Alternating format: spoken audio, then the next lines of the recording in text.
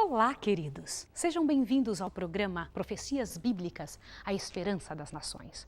Realmente o nosso Deus é a esperança de todo aquele que crê.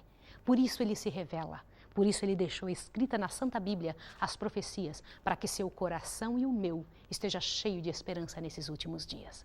Vamos abrir a Bíblia agora, só que antes vamos orar. Vamos pedir ao Deus Eterno que nos mostre como entender a palavra de Deus. Vamos orar juntos agora? Eu gostaria de orar com você e com a sua família. Vamos lá. Misericordioso Deus e Pai, bendito seja o Teu nome para sempre, Senhor. Pela oportunidade de termos a Tua palavra, de entendermos a Tua verdade. Tu nos prometestes que estaria conosco até o último dia da história dessa terra e acreditamos e confiamos em Ti. Por isso, nesse momento, queremos reclamar mais uma das Tuas promessas. Nos ajude a compreender estas verdades, em nome de Jesus. Amém. Meu querido, minha querida, algo grandioso que eu gostaria que você soubesse. Dê uma olhadinha na sua Bíblia, no livro de Apocalipse. Abra a sua Bíblia no livro de Apocalipse. Você pode estar pensando assim, ei Maísa, você está enganada, nós estamos estudando é Daniel. Eu gostaria de estudar com você Daniel. Mas queridos, o livro de Apocalipse e o livro de Daniel são irmãos gêmeos. Eles tratam do mesmo assunto. Aliás, a Bíblia inteira, ela não se contradiz. Dá uma olhada no que eu encontro aqui de forma muito especial. Apocalipse capítulo 13, abra a sua Bíblia comigo. Capítulo 13, no verso 11 em diante. Há algo muito interessante, retratado em Apocalipse, mostrando o que vai acontecer daqui uns dias. Que incrível! Também diz em Daniel, olha o que diz aqui. Então vi subir da terra outra besta, uma segunda, que tinha 2 chifres semelhantes ao de um cordeiro, mas falava como dragão. Agora presta atenção o que essa besta de 2 chifres fazia. Exercia toda a autoridade da primeira besta na sua presença e fazia que a terra e os que nela habitavam adorassem a primeira besta cuja ferida mortal foi curada. Veja, é a adoração global que essa tal dessa besta vai fazer com que todos da terra adorem, uma adoração forçada. E fez grandes sinais, de maneira que até fogo fazia descer do céu à vista dos homens. Olha o poder desse poder aqui, a grandiosidade de poder. Por causa dos sinais que lhe foi permitido fazer na presença da besta, enganava os que habitavam na terra e dizia-lhes que fizessem uma imagem à besta, que recebera a ferida da espada e vivia. Foi-lhe concedido também que desse fôlego à imagem da besta, para que ela falasse e fizesse com que fossem mortos todos os que não adorassem a besta. O que você acabou de entender daqui? Fala, nossa, você vê um poder besta e etc, etc, mandando adorar uma imagem. E esta imagem tem um poder de que, se por acaso não for adorada, as pessoas devem ser mortas. O que você entende disso? Dê uma olhada que interessante. E fez que a todos, pequenos, grandes, ricos, pobres, livres, escravos, lhe fosse posto um sinal na mão direita ou na testa, para que ninguém pudesse comprar ou vender, senão aquele que tivesse o sinal ou o nome da besta ou o número do seu nome. Agora, presta atenção. Aqui é sabedoria. Aquele que tem entendimento, calcule o número da besta, pois o número de homem, e seu número é 666. Fala, ai, Maísa, você falou muito. Queridos, vocês viram aqui um poder que, segundo o livro de Apocalipse, e eu creio, está no futuro, que vai fazer com que haja adoração global a uma certa imagem da besta. Você fala, Maísa, uma imagem de verdade? E alguma coisa, alusão a quem não adorar vai ser morto? E também alguma coisa relacionada a 666. Fique com essa imagem na sua mente agora. Agora vamos para o livro de Daniel. Só para que você veja que coisa interessante. Algo que está no futuro e que o livro de Daniel mostra algo parecido que já aconteceu. Daniel capítulo 3. Vamos juntos para nós podermos entender? Daniel capítulo 3 diz o seguinte. O rei Nabucodonosor, lembra? Aquele rei de Babilônia que tomou o povo de Israel, fez uma estátua de ouro cuja altura era de 60 côvados e a largura de 6 côvados. Olha a predominância do número 6. Levantou-se no campo de Dura, na província de Babilônia. Olha o que o rei fez. Ele fez uma estátua de ouro. Aquele que teve o sonho. Lembra do sonho da estátua? Vamos só dar uma lembrada? A estátua tinha alguns metais nela. Lembra? Era composta de diferentes tipos de metais. A cabeça de ouro, o peito e os braços de prata, o quadril de bronze, as pernas de ferro e os pés misturados com ferro e barro. Você se lembra disso? E foi dito a Daniel que aquela estátua representava todos os reinos do mundo até o final. e que no finalzinho, na época dos dedos da estátua, uma pedra lançada, tirada de uma montanha, lançada sem auxílio de mãos, veio e caiu nos pés da estátua, foi lançada nos pés da estátua, quebrando a estátua inteira, e a pedra tomou a terra toda. Lembra-se disso? Grandioso isso. Você sabe que o último reino é o reino do Senhor Jesus Cristo, e nós estamos ali, ó, nos últimos dedinhos da estátua. Você pergunta, mas quem eram os dedos da estátua? Queridos, o Império de Roma foi dividido em 10 reinos diferentes, que são hoje a Europa. Isso que a gente tem aí, que se chama de Europa. Mas nós vamos ver dali para frente. O rei ficou tão impressionado com este sonho que havia tido, que ele então mandou construir uma estátua inteira de ouro. Ele já sabia que o metal ouro representava o reino dele, a ele mesmo, o mais poderoso. Então ele pediu, me construa uma estátua inteira de ouro com essa dimensão, imensa, hein? O que você acha disso? Só que ele deu mais uma ordem. Qual foi esta ordem? Dê uma olhada. Verso 2 do capítulo 3. Então o rei Nabucodonosor mandou ajuntar os sátrapas, os prefeitos, os governadores, os juízes, os tesoureiros, os magistrados, conselheiros, todos os oficiais de todas as províncias, para que viessem à consagração da estátua que o rei Nabucodonosor tinha levantado. De modo que se ajuntaram todas essas pessoas, os conselheiros, todos os oficiais de todas as províncias, para a consagração. E essas pessoas todas tinham que ficar no pé da estátua. E agora dê uma olhadinha que coisa interessante no verso 4. Então o arauto apregoava em voz alta. Ordena-se a vós, ó povos, nações, gentes de todas as línguas. Você percebeu que aqui é algo global também? Quando ouvirdes o som da trombeta, do pífaro, da harpa, da cítara, do saltério, da gaita de foles, de toda sorte de músicas, vos prostrareis e adorareis a imagem de ouro que o rei Nabucodonosor levantou. Agora veja a coisa interessante no verso 6. Qualquer que não se prostrar e não a adorar, será na mesma hora lançado na fornalha de fogo ardente. Queridos, olha aqui o decreto de morte. Agora um detalhe interessante que já aconteceu no passado. Você viu que o povo deveria adorar quando ouvisse a música? Eu quero que você guarde esse detalhe. Por que a música que entra nesse culto pagão? Não é interessante ver isso? Meu querido e minha querida, o Senhor Jesus deixa claro alguns detalhes para que nós possamos entender qual é a ação do inimigo. A verso 6 diz, qualquer que não se prostrar e não adorar, será lançado na mesma hora na fornalha de fogo ardente. Portanto, no mesmo instante que todos os povos ouviram o som da trombeta, do pífaro, da harpa, do cítara, do saltério, elas prostraram-se diante da estátua de ouro que Nabucodonosor tinha levantado. Agora veja o verso 8. O verso 8 nos revela algo interessante. Esta história não é só a história do mundo, é a história também de gente fiel a Deus. De gente que permanece fiel ainda que caiam os céus, ainda que haja um decreto de morte por trás de suas vidas e ameaçando as suas vidas. Veja o verso 8. Ora, no mesmo instante, chegaram-se alguns homens astrólogos e acusaram quem? Os judeus. Quem eram esses judeus? Disseram ao rei Nabucodonosor, ó rei, vive eternamente. Tu, ó rei, fizeste um decreto pelo qual todo homem que ouvisse o som da trombeta, que ouvisse a música, deveria adorar na tua presença. Mas há homens judeus, veja o verso 12, ao quais o Senhor constituiu por chefe dos negócios da província da Babilônia, Sadraque, Mesaque e Abednego, lembre-se, esses eram os nomes pagãos dos amigos de Daniel. Estes não respeitam aos teus deuses, não servem nem adoram a estátua. Queridos, era uma fofoca que estava sendo feita, mas que maravilha ouvir falar a respeito disso. Homens que permaneceram fiéis ao Deus eterno, que não se prostraram na frente do erro. Veja o verso 13. Então Nabucodonosor encheu-se de ira. Queridos, ficou angustiado, nervoso. Lembra que ele amava essa gente? Encheu-se de ira e mandou chamar Sadraque, Mesaque e Abednego. E perguntou para eles no verso 14, é de propósito o que vocês estão fazendo? Vocês não adoram a estátua que eu levantei? Olha bem o que eles responderam. Isso me deixou impressionada. Olha o que está escrito aqui. E o rei ainda disse, se vocês não adorarem, eu vou lançar vocês na fornalha de fogo ardente. Queridos, você acha que existe uma morte mais triste do que a morte pelo fogo?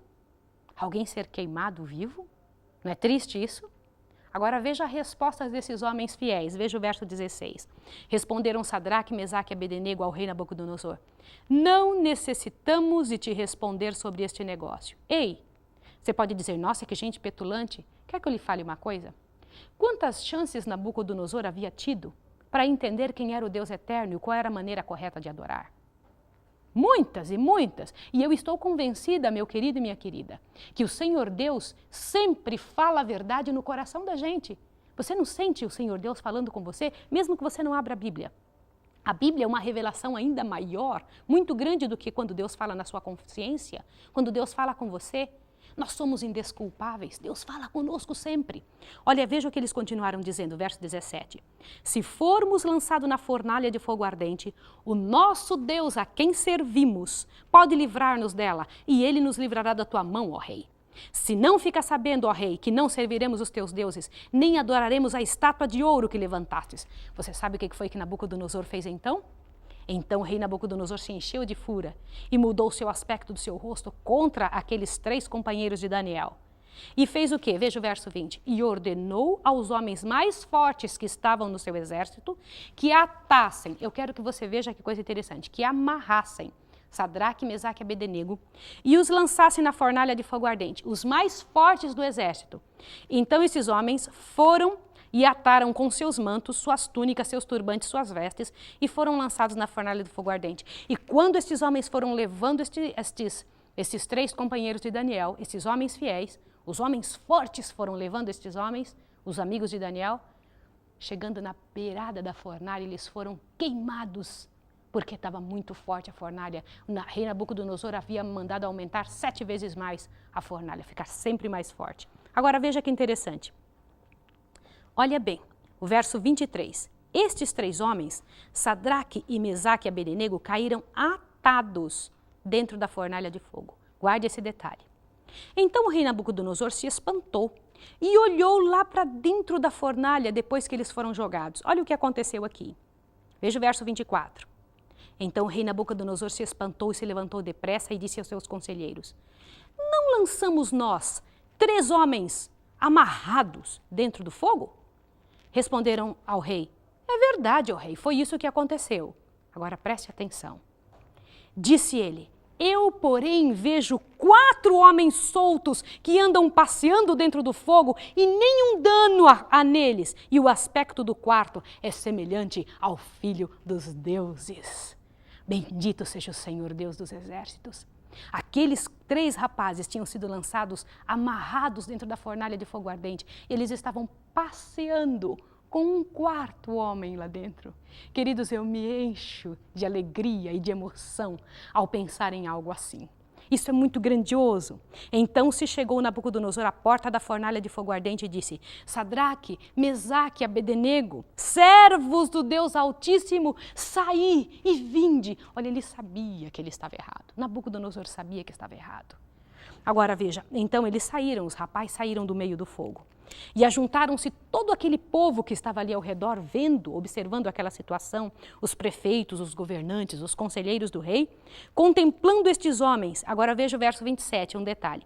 E viram que o fogo não tinha poder algum sobre os seus corpos, nem um só cabelo da sua cabeça tinha se queimado, nem seus mantos se mudaram, nem cheiro de fogo tinha passado por eles. Isso não é grandioso? Agora observe mais um detalhe.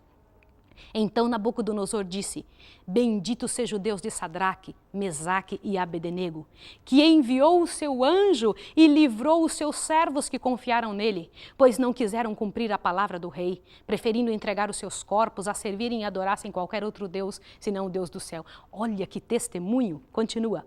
Por mim, pois, é feito um decreto pelo qual todo povo, nação, língua e que disser qualquer blasfêmia contra o Deus de Sadraque, Mesaque e Abednego, seja despedaçado e suas casas sejam feito um monturo, pois não há outro Deus que possa livrar como este. Meu querido, minha querida, isso é grandioso, isso não é emocionante, isso não é poderoso? Agora eu gostaria que você pensasse em algo muito sério. Todo o céu, todos os anjos estavam observando o momento em que Sadraque, Mesaque e Abednego estavam passando por essa situação. Aí você pode me perguntar, mas onde estava Daniel nessa ocasião? Você se lembra que Daniel era um dos líderes, um dos governantes daquela ocasião? Um responsável por muitas áreas, lembra? Ele talvez estivesse, naquela ocasião, com certeza não estava presente, senão o nome dele teria sido citado, estava em qualquer viagem para o rei. Porque essa situação se passou com os 3 companheiros de Daniel, e por isso o nome deles é citado aqui. Meu querido e minha querida, que tipo de situação nós passamos tantas vezes? E vamos passar na frente. Você viu em Apocalipse 13 que esse tipo de situação, a mesma prova relacionada à adoração vai se passar novamente conosco? Qual será a nossa atitude? Como será que nós vamos nos prostrar? Que tipo de posicionamento nós vamos ter perante uma atitude como essa? Logo mais, segundo Apocalipse 13, nós seremos forçados a adorar algo que não é o Deus do céu. Algo que não é aquilo que o Senhor Deus pediu. Olha o que eu gostaria de mostrar para você. O teste aqui é global. Esse teste que aconteceu com os amigos de Daniel no reinado de Nabucodonosor, lá na Babilônia, foi um teste global, assim como vai ser no futuro. Esse culto era um culto forçado, era obrigado a fazer como aquela autoridade, o rei, pedia. No futuro vai acontecer a mesma coisa, um culto forçado. Você vê que aqui está envolvendo a música profana. Uma música que era tocada naquele momento que se ouvia a música, era necessário que se colocasse, se prostrasse de joelhos na frente da estátua. Queridos, quantos de nós estamos decidindo ao que adorar? Que tipo de atitude tomar? E mais um detalhe, o teste envolvia liderança econômica. Lembra que eram os líderes de todo o reinado que estavam envolvidos? No futuro vai acontecer exatamente isso. E você precisa entender estas coisas que estão relacionadas entre si. E isto vai acontecer daqui uns dias. O que estava envolvendo? Liderança econômica, decreto de morte e destruição pelo fogo. Veja que coisa interessante. Meu querido, há muito mais para se entender ao redor dessas histórias do que se pensa. Não são simples histórias para ensinar para as crianças que pessoas foram jogadas dentro da fornalha de fogo ardente e elas saíram ilesas de lá. Não é simplesmente isso, não. É coisas muito sérias das quais o Senhor Deus prova que a mesma luta que existia no passado, o mesmo domador e prejudicador dos seres humanos que existia no passado, ainda está vivo hoje e extremamente experiente para o futuro, para trazer angústias para nós. E o interessante, esse tipo de atitude, toda essa atitude que foi mostrada aqui pelos servos de Deus, deverá ser mostrada por mim e por você. O que você faria se algo assim acontecesse na sua vida? Qual seria a sua atitude? Veja que todos os dias nós temos decisões a fazer. Todos nós, você, eu, todas as pessoas da Terra, temos decisões a tomar, temos caminhos a escolher. Há 2 caminhos nesse mundo, 2. Existem várias religiões, mas somente 2 caminhos, porque só existem 2 líderes. Há só um caminho correto, e o Senhor Deus chama esse caminho de caminho estreito, que é permanecer firme pelo que é reto, ainda que caiam os céus. Que é permanecer firme, ainda que a sua vida esteja sendo ameaçada de morte. Veja que coisa séria. E havia ali uma grande quantidade de gente observando. Querido, querida, a sua vida está sendo observada por todos os seres do céu. Há muito mais para se dizer a respeito do que se passa nos bastidores da vida do que eu sou capaz de dizer, do que eu sou capaz de comentar. Você e eu temos algo grandioso para passar para os nossos filhos. O que os seus filhos pensam quando você toma atitudes, quando um telefone toca na sua casa e que você diz, diga que eu não estou? O que você consegue responder sobre a sua atitude para com Deus eterno, aquele que comanda o universo, que te chama de filho, o qual muitas vezes nós não vamos ver em sua própria casa, na igreja? Você tem uma religião? Tem procurado servir ao Senhor Deus do universo? Que tipo de escolha você faz quando você lê e estuda algo como você tem estudado aqui? Nós estamos há algumas semanas estudando o livro de Daniel, estudando outras partes da Bíblia. Você vê que nem sempre estudamos um ou outro detalhe, estudamos várias coisas profundamente. E estes estudos, estes detalhes que estamos vendo, têm que produzir uma escolha, têm que produzir algo que faça mudar a nossa atitude, mudar a nossa maneira de falar, vestir, nos comunicar. É muito sério isso. E você e eu precisamos tomar uma atitude. Porque a nossa vida, a nossa história de vida aqui está findando. Mais uns dias e tudo isso aqui terá terminado. Mais uns dias e você e eu teremos terminado a nossa história aqui. Que lado você escolhe? O lado de vitória? O que você espera que aconteça com você? Lembre-se, só existe um vencedor. O outro lado já perdeu, o lado do inimigo já perdeu. O caminho estreito foi o que já ganhou. Eu não estou falando de alguém que ainda vai ganhar. Eu estou falando de gente vitoriosa, de gente como você e eu, que podemos tomar posse da vitória que Jesus já nos deu. Estes jovens que foram retratados como fiéis aqui no capítulo 3 de Daniel, é gente vitoriosa. É gente que pegou a oportunidade que teve na mão e trabalhou de forma poderosa em cima dessa decisão, dessa escolha, e escolheram o melhor. E eu quero lhe dizer algo. Todas as vezes que nós decidimos o melhor, todas as vezes que nós decidimos por Deus, com certeza absoluta Deus é fiel. Ele sempre cumpre o que promete. Deus nunca falha. Todas as vezes que você se coloca na mão de Deus, Ele trabalha em prol da sua vida para a tua ajuda. Toma uma posição agora em nome de Jesus. Peça a Deus que faça algo na sua vida, na sua história, para que possa encher a sua vida de poder, de misericórdia e de graça. Deus tem mais para a história da vida destas pessoas aqui na terra. Deus tem mais para mim e para você. E eu quero que você agora pense em toda a sua família, todas as pessoas que fazem parte da sua casa, todos eles. Pensem que nós temos a mesma oportunidade que teve Adão e Eva. A mesma oportunidade, às vezes a gente costuma dizer, olha, eu se tivesse no lugar deles, eu não tinha entrado no pecado.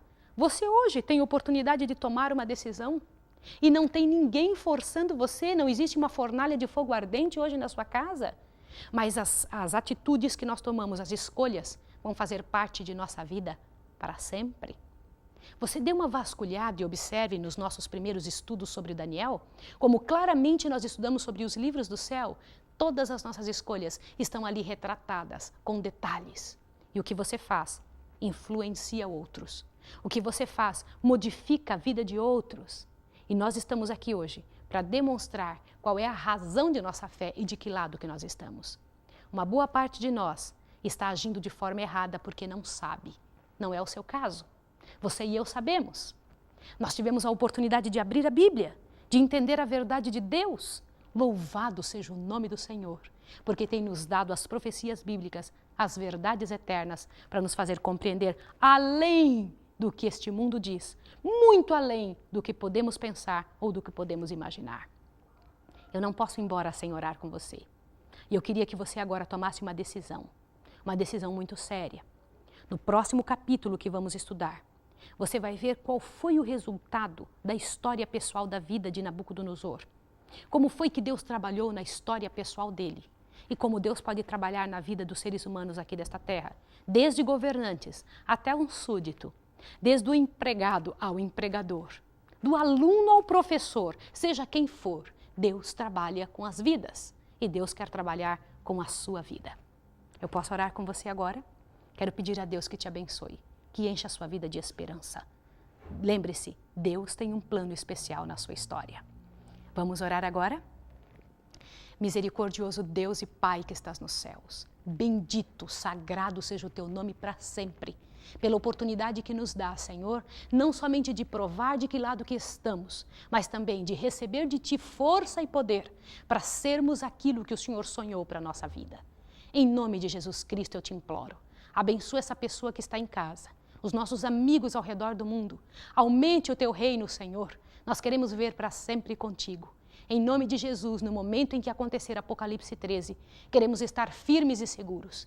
Isso te pedimos em nome do Senhor Jesus Cristo, nosso Redentor. Em nome dele oramos e agradecemos. Amém. Deus abençoe você e até a próxima.